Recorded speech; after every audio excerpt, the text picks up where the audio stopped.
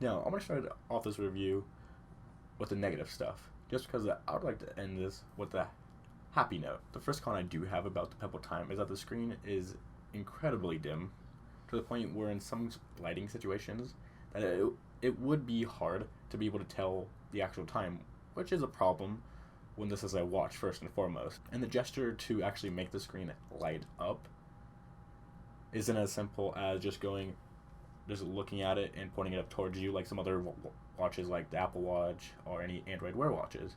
You have to really shape the thing for it to actually come on, which I think is a bit counterintuitive.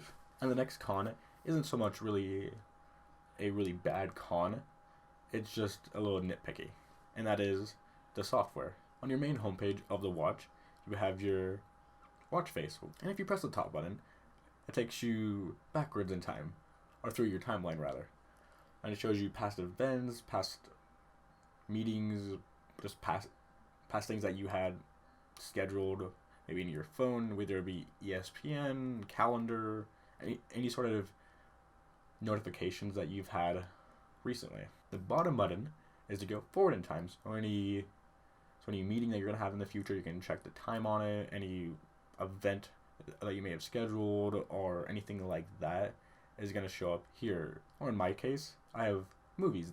That way I can check if there's any movies coming out recently, because, hey, I love movies. And then the middle button is to go to your applications, where you can check weather, check health, you can change your watch face, and then you can just go through the settings. And then on the left hand side of the watch, there is one button, and it's just the back button, and it does exactly what it does. It's a back button, it goes back. And again, this last con is just a little bit nitpicky, and it's just the bezel size. It makes the screen a little bit smaller, and I just feel that the watch could look even better and operate better if the screen was a little bit bigger. That way it would be a little bit easier to see.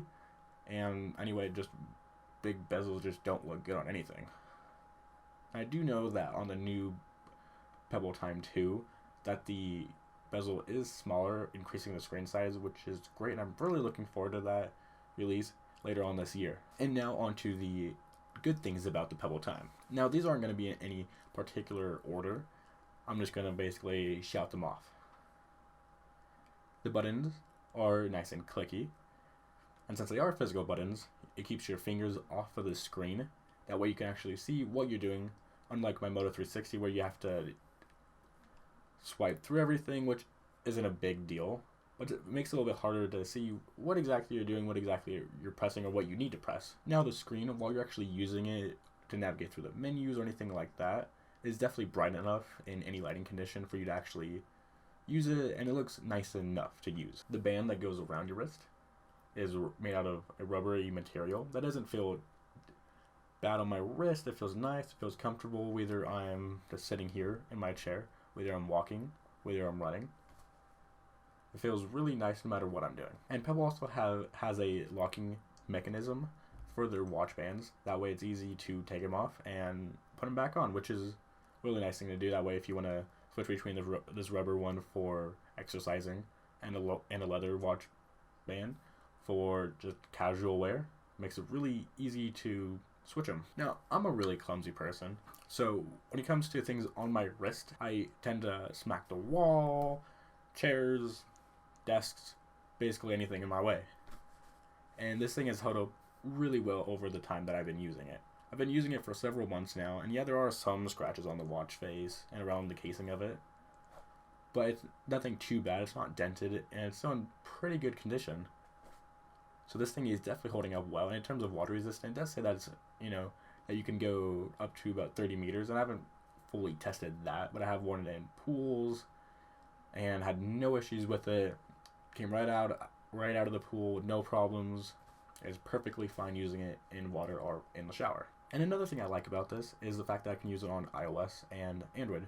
I know that on iOS it's not as good as it is on Android, but it is better than other Android Wear watches on iOS. But the number one reason that I choose this watch out of all of the many choices out there is the battery life. And even though I really dislike the charger, because it's proprietary, and if you lose it, you're kind of screwed unless you have multiple of them, but the battery life is great. I get around a week of battery life, depending on how much I'm using it. If I'm using it more, of course it's going to die a little bit quicker, but even then, it lasts usually between 4 and 7 days. You know, on my Moto 360, which I really do enjoy just about everything about that, is the abysmal battery life. And yeah, most of the time I could get through a full day of using it, but I found more times than not that it would die close to the end of the day. I have to charge if I wanted to keep using it throughout the rest of the night. I really don't want to have to worry about that. It makes me feel a little bit of some sort of freedom not to have to worry about another thing dying. I have my phone to worry about, my laptop to worry about.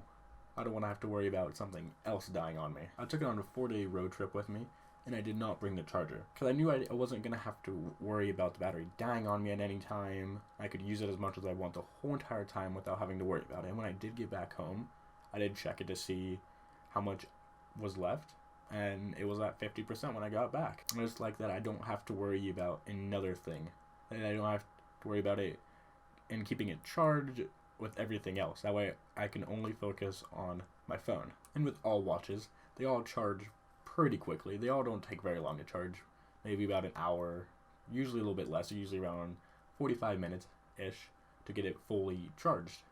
And with this thing, if you just have a little bit of time, you can charge it for 15, 20, 30 minutes and get days of battery life. Where if you only charge an Android Wear smartwatch, like my Moto 360, for only 20, 30 minutes, I may only get 5 or 6 hours out of it. Which, yeah, that may last the rest of the night, but just barely. What if I'm leaving somewhere in the morning and I forgot to charge it that night? Then I'm not going to have enough juice to last the rest of the day. Or with this thing, most likely I'm not going to have to charge it in the morning anyway, because it goes on forever. But if I do, I can charge it for 15, 20 minutes, get a couple of days of battery life out of it, and be set for the rest of the day. And with the Pebble 2 and the Pebble Time 2 coming out sometime later this year, I might see how those turn out and see if it's worth an upgrade from my Pebble. But until then, until I can actually see it, get hands on, then I'm just going to have to use this thing for now. I want you guys to let me know in the comments whether or not you agree with me, you disagree with me, and let me know your thoughts on wearables, on Pebble, or anything. But I do have a couple more videos planned out, so stay tuned until the next one. Bye.